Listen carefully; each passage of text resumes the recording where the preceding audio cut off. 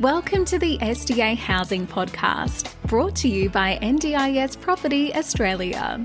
Before starting this episode, we need to provide a general disclaimer. Information contained in this podcast is general in nature only. It does not take into account the objectives, financial situation, or needs of any particular person. You need to consider your financial situation and needs before making any decisions based on the information in this podcast. And you should consider seeking independent and professional advice for your personal circumstances. All right, let's begin. Hello, everybody. My name is Debbie from NDIS Property Australia, and you're listening to the SDA Housing Podcast, a show that explains, highlights, guides, and brings awareness about all things SDA in this ever-changing NDIS world. Today we have a guest speaker, a new, I don't think we've ever been on one of our episodes. Dante? I think way back at the very beginning. Maybe you were. So Dante Sasquani, who is with SDA Options, that's right. Sorry about that. Dante is from the SDA background up here in Brisbane. He, a little while ago, left the sunny climes of Queensland, southeast Queensland, to go to Melbourne. I'm not quite sure why, but anyway. Dante is now working in the SDA scene in Melbourne, and we were having a chat recently, which is why this episode came about. You found out there's some interesting things that differentiate the SDA scene, specifically in terms of things like leases and bonds in Victoria that don't exist in other parts of the country. So I really want to find out more about this. So how are you anyway, Dante? Yeah, I'm good. It's funny you mentioned the climate. I'm down here. I'm cold. It's windy. It's wet, but look, it's been a really good opportunity so far, and I'm enjoying it. And as you mentioned, really getting to understand a different climate down here in the SDA world, being Melbourne and Victoria. So it's been really, really good. A lot of learning opportunities and a lot of new opportunities as a whole in the sector, which has been really exciting. Yeah, and look, the SDA market in Victoria is massive. Yeah. It's, the number of participants with SDA funding is huge and expected to grow more in Victoria than anywhere else in the country. The number of SDA construction down there is massive as well. Good and bad. We've seen a lot going on in areas that there's, significant oversupply now, and I think there's a lot more awareness of really having to do the right thing, i.e. build the right properties in the right location. But that's not really what we're talking about. I'm sure that's something else you'd love. It could be a whole nother, yeah. A whole nother episode. But today, we were having a conversation a week or two ago, and it was all around the lease agreements, because I was speaking with the lead who had brought this to my attention, said, well, it's a lease agreements in Victoria different to those in the other state. And I thought, well, actually, I believe that they are. I think that Victoria is the only state that has its own specific lease agreement. But I wanted to clarify. So, of course, I contacted you, Dante, because you would know, being an SDA provider now working in Victoria. And that conversation led us to a few interesting points that came up. So, yeah, firstly, let's talk about SDA leases. Yeah, definitely. So, look, it was something that obviously in my prior role with Adapt, we weren't based in Melbourne, or we obviously didn't have any properties at that time down this way. So for me, it wasn't an area that I'd sort of delved too deeply into until making the transition down here, where I discovered that, it is slightly different in the sense that the Tenancy Legislation Act actually accommodates in its own part, specifically specialist disability accommodation. So in terms of the Tenancy Act, they have got a specific SDA residency agreement, not just necessarily the general tenancy agreement that most other state and territories utilise in this sort of arrangement. So it's obviously got a few more protections in place for people with a disability, and which is obviously great. It recognises the complexities of this space and recognises the importance of those with a disability needing those level of protection when looking at the rental market, whether it be as well an SDA property or even just a general residential property on the open market that they'd be looking into. Yeah, that was something that you brought up I thought was really interesting, that this SDA lease is used for non-SDA homes as well for anyone looking for some kind of a disability home arrangement? Yeah, definitely. So it doesn't just cover SDA properties themselves. So it also takes into consideration it's primarily just persons with a disability, and it also encompasses those who might be supported under TAC or workplace cover. So the Traffic Accidents Commission is the TAC down here in Victoria. So they as well, if they've ended up with a permanent or significant disability, that SDA residency agreement incorporates those individuals as well. And of course, those on the NDIS being supported covers them. So this has come out from the Consumer Affairs Department of Victoria, really protecting the rights of the tenants a lot further than the other states' lease agreements offer. And as of 1 July, they really sort of expanded their horizon as to who that captures in terms of a market for the people with disability. As sort of mentioned, it doesn't just capture those who are on the NDIS. They've sort of in a way at a state level redefined what an SDA dwelling looks like. And, from a financial perspective, SDA dwellings are obviously, as we know, have to go through the rigorous process of development and also assessment. But in the eyes of the Victorian legislation and Consumer Affairs Victoria, when it comes to people with disabilities, any property in which a person with a disability is now residing in is classed as an SDA dwelling and carries those protections. So how do they determine that a particular level of disability qualifies? When we hear about people in Australia with disabilities, the latest data just came out, and we've got 5.5 million people in Australia living with a disability, but that might be self-diagnosed. They have some form of a disability that affects some part of their life. But who monitors that? How does the Consumer Affairs know that that particular person has a disability worthy of requiring one of these leases? Yeah, definitely. So I suppose if you look at so there's a big document that, more than happy if you go to the Consumer Affairs Victoria website, it really outlines those changes in the Residential Tenancies Act. And just sort of reading a bit from it now, the way they sort of determine what these changes or who these people with a disability and who would be eligible and who would qualify for this new sort of protections is people where accommodation supports are funded by either the NDIS, Department of Families, Fairness and Housing, Transport Accident Commission, Victoria Work Cover Authority, or Commonwealth Disability Support for Older Australians program. So clients who are supported under those are those who are deemed to be, I suppose, living in that SDA dwelling. So they're the sort of the areas. Yeah. Okay. Cool. That's clear. I guess we might come back to any other little interesting things that come under those lease agreements, which I've had a look through and they're quite comprehensive. But the other thing that I thought was really interesting is that tenants or tenants under these leases in Victoria do not pay a bond. No. So, and I suppose before we go any further, I should stipulate that it is actually still down to the client themselves. They actually have a choice. They actually don't necessarily have to enter into an SDA residency agreement. They can still opt to enter into a general tenancy agreement. They do have the choice. Okay. Whereas I suppose with the general tenancy agreement, bond can be taken, rent can only be increased once a year. It's very similar across the board nationally in those sort of tenancy requirements and obligations. Whereas the SDA residency agreement, as you alluded to, is yes, you don't take a bond. You can't take a bond for the clients. However, you can increase rent twice a year, so every 6 months, which aligns with the disability support pension increases, which happen in March and September. Yes. So it does actually allow you to increase the rent twice in alignment with those. But yeah, so there's sort of the two biggest differences to note. And actually the third I should also mention is there's a bit of a controversial in a way around property damage as well. And yeah, this is what I really wanted to talk about as well, because you mentioned, the damages are incurred by tenants in SDA homes. It is the obligation of the property owner to deal with.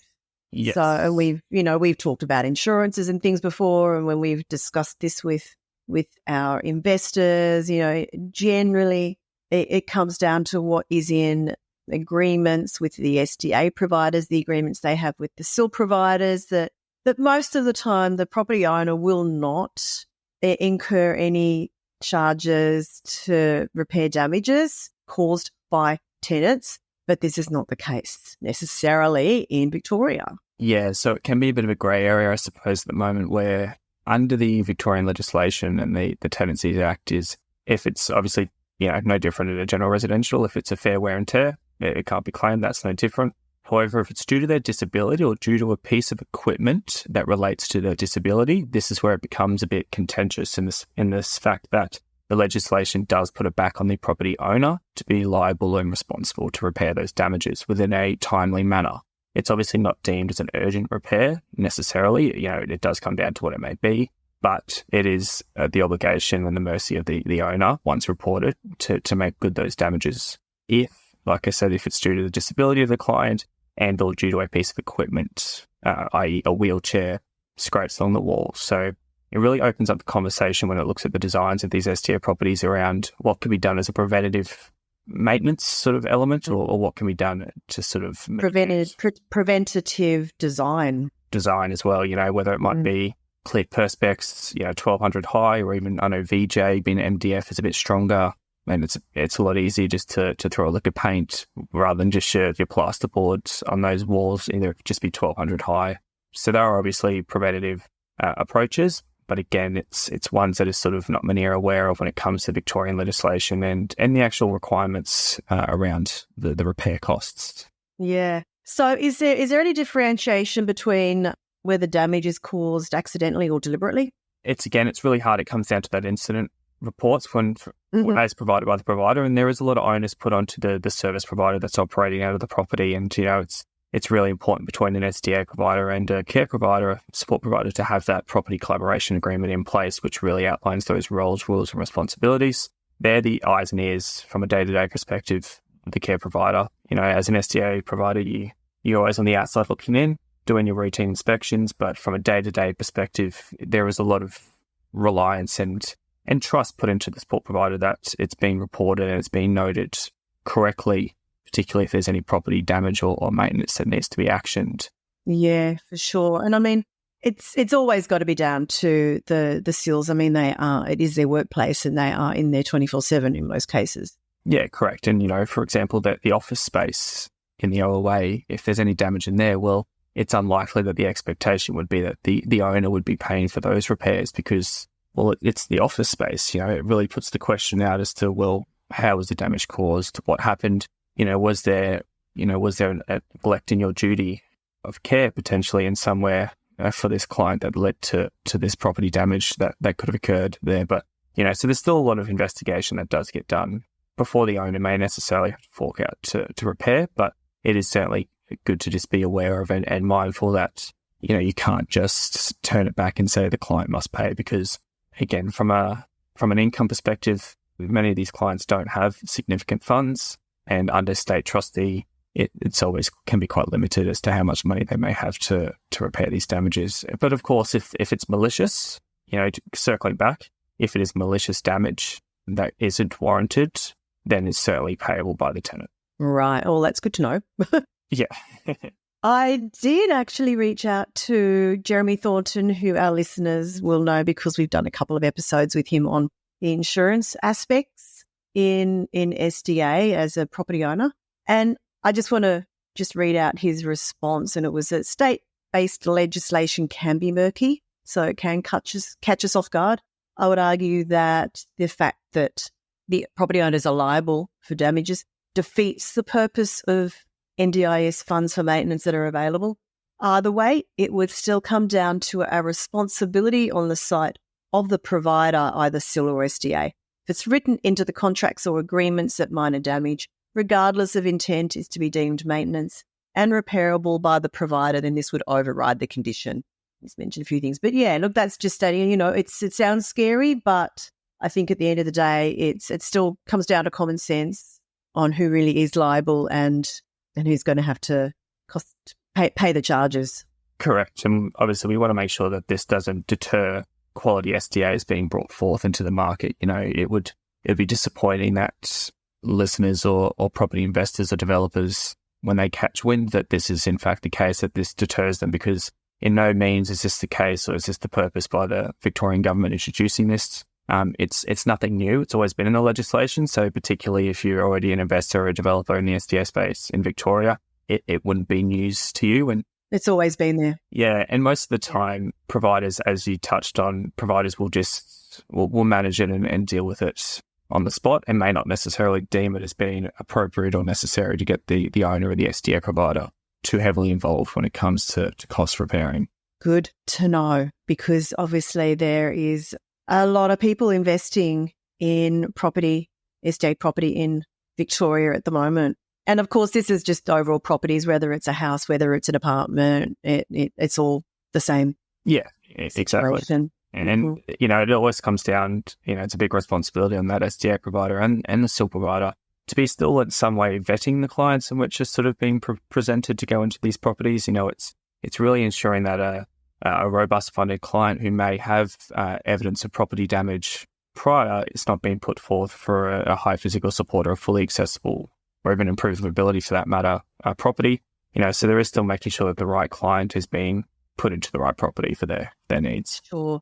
And I guess that's where it also comes down to, bespoke design of properties too. If there is a chance that you think you might have participants that could be, especially if you are building robust, the minimum SDA specifications we know are nowhere near good enough. No.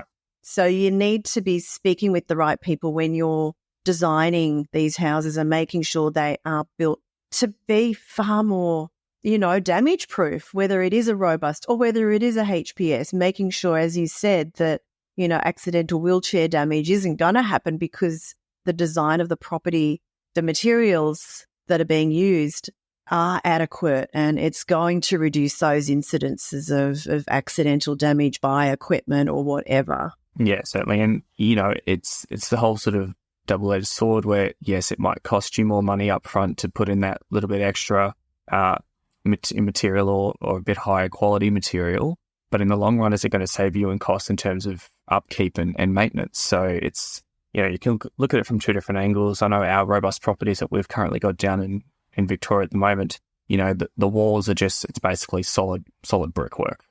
So in terms of we don't use just your higher impact sheeting for your plasterboard. We actually just use solid block work, because end of the day, it needs to be and exceed those minimum standards, because unfortunately the minimum standards at this point in time don't actually quite meet the clients needing this sort of accommodation, unfortunately. No, absolutely.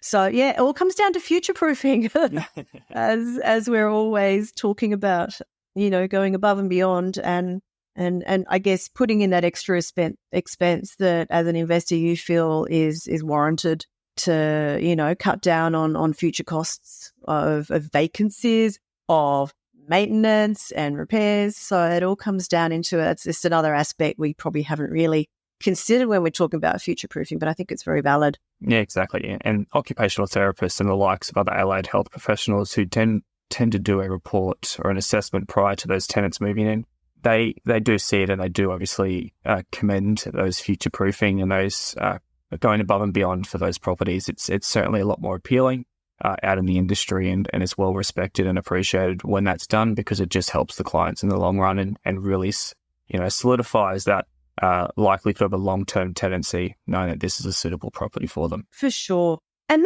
that's going off a topic a little bit, that you mentioned that the support coordinators and other occupational therapists, and allied health professionals. I don't know that a lot of investors really are aware of the process that a participant will go through before they end up moving into a property. So they might find the property, or their OT or support coordinator may, find a number of properties that could be suitable. But at the end of the day, it's not just the participant, but their family, their OT, their allied health workers who need to ensure that property meets their needs. And so when we're talking about future proofing, it's not necessarily, yes, it's absolutely to make sure that you're creating a property that is going to be as desirable as possible for the participant, but it's also got to be desirable for all those other decision makers. Yeah, correct. So at the end of the day, obviously the client is the one who's going to be residing there, but there are a lot of stakeholders involved in that decision-making process, as touched on, whether it be allied health, whether it be behaviour support practitioners or psychologists or whoever it may be. There's a lot of stakeholders who are involved in the decision-making process. And, it's also proximity to those those services. It may be a property's identified that's liked and is suitable on, southeast of Melbourne, but all of their supports are in West Melbourne. So they're still all taken into consideration as to where they may end up in terms of their property. So it's quite a large and complex space, and the number of people involved when it comes to the decision. It's not just you like the property and you go. Absolutely not. And investors, and quite rightly so, if they haven't been in, the learning phase of SDA and how it all works for long. They just think, there's all these participants out there with this funding, be easy to find tenants. Yeah, no, unfortunately, if only. If only, exactly. Yeah, so there's a lot involved, and it is quite a complex space, and everyone's unique. Everyone's story is different and everyone's needs are different. So we, sometimes can get wrapped up thinking, if we build it, they will come. But we've really got to take a step back and, be considerate of how unique everyone's situation may be, and really, understand the space that we're delivering these proproperties. Yeah, clientele totally. So that was a little bit off topic, but yeah. That's okay. Back to that. No, we always do that.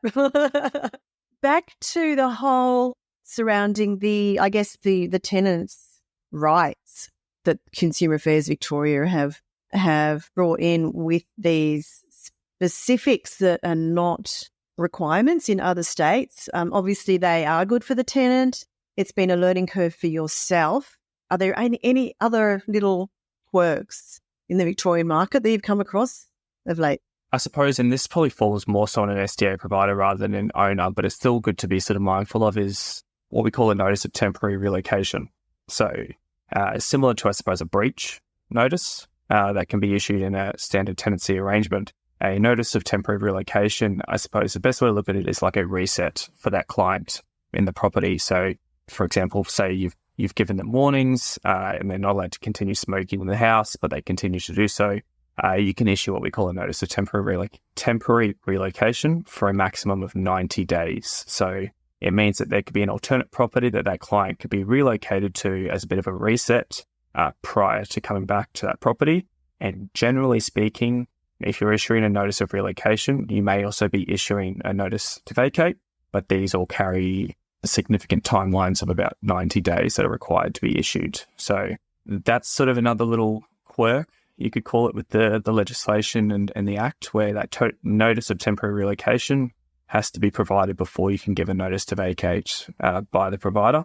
And like I said, it's just an opportunity or a chance for that client to potentially have a bit of a reset away. That might be at an STA property. It could be a motel. It's not really, doesn't really matter too much as to what it may look like. It's just an opportunity that has to be presented to that client. So the eviction process, if that was ever to be explored down here in Victoria, is a little bit more complex. That needs to be taken into consideration if there were to be any complications with the clients in the SDA dwelling. Have you ever had any instances personally yourself working with either Adapt or SDA options that you know of that you've had to evict participants? Yes, had a couple across both Queensland and Victoria.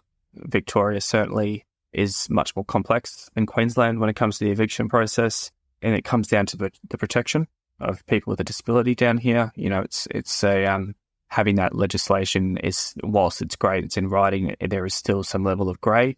As you mentioned, a bit murky, Victoria or state legislation. However, yes, it's something that I've done and been down through the process. But again, it's certainly not a short exercise or a quick exercise by any means. Nor a common situation. No, certainly not common either. It's very, very rare that it'll get to that point.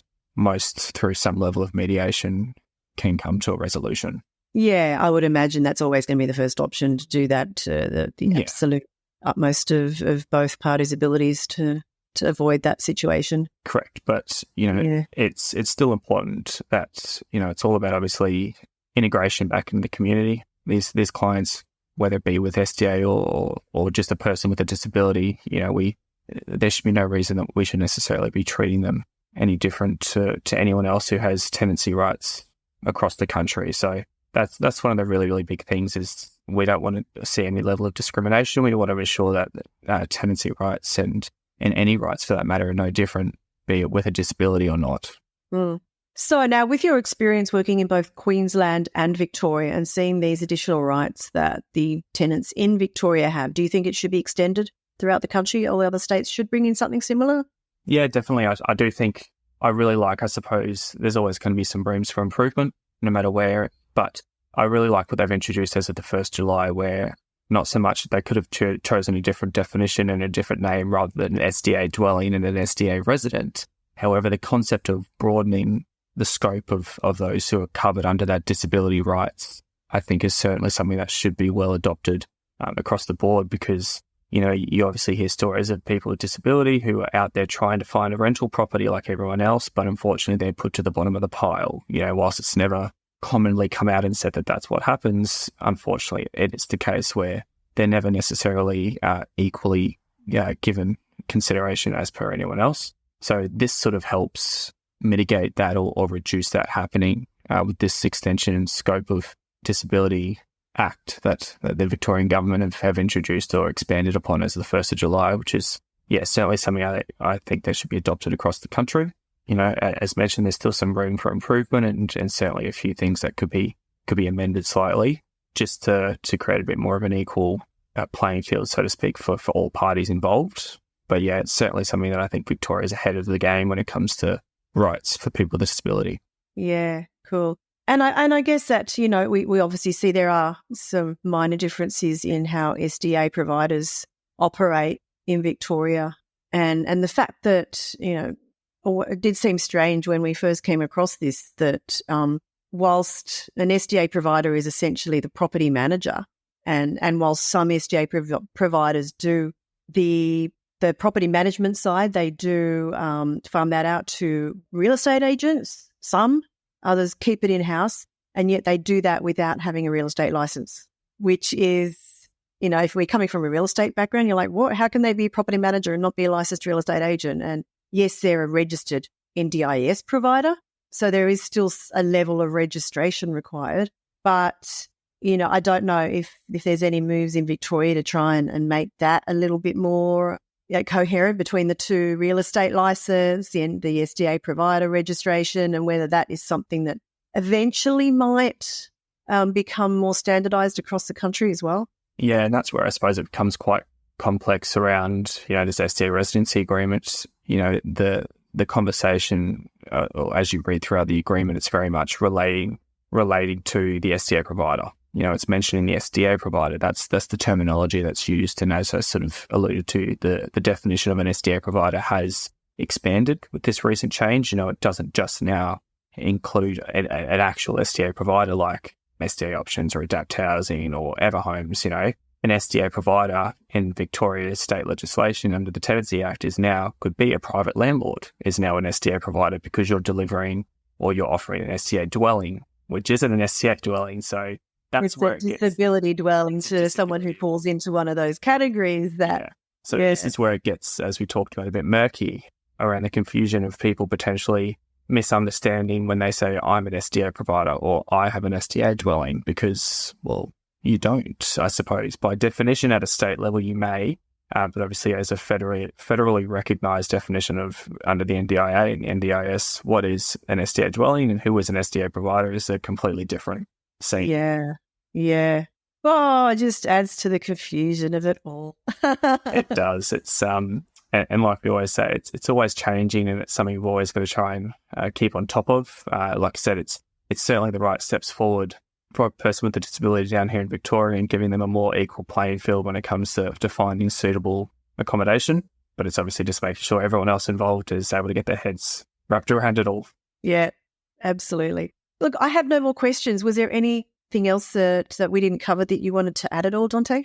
No, not at all. Obviously, if you're anything like myself, there's always going to be further questions you may have hearing it for the first time. So always happy to sort of answer or clarify moving forward. And obviously, if you wanted to reach out directly to Debbie, I'm more than happy if she wants to share my contact details and we can discuss further. Fabulous. Because, always here to help. And, you know, it's all about education in the space and making sure that we're all of the same understanding. So more than happy to provide that knowledge. Yeah, fantastic. Well, thank you so much. And on that note, Dante, we will leave it and look forward to having you back on another episode in the future sometime. Thank you, Debbie. I appreciate it. Fabulous. Thank you. Bye-bye. Cheers. We hope you enjoyed this episode. Please make sure you are subscribed and following us so you can keep in the loop with all of our upcoming episodes. We would really appreciate it if you could leave us a 5-star rating, a written review, and to share this podcast with those that could benefit. Until next time, catch you on the next episode.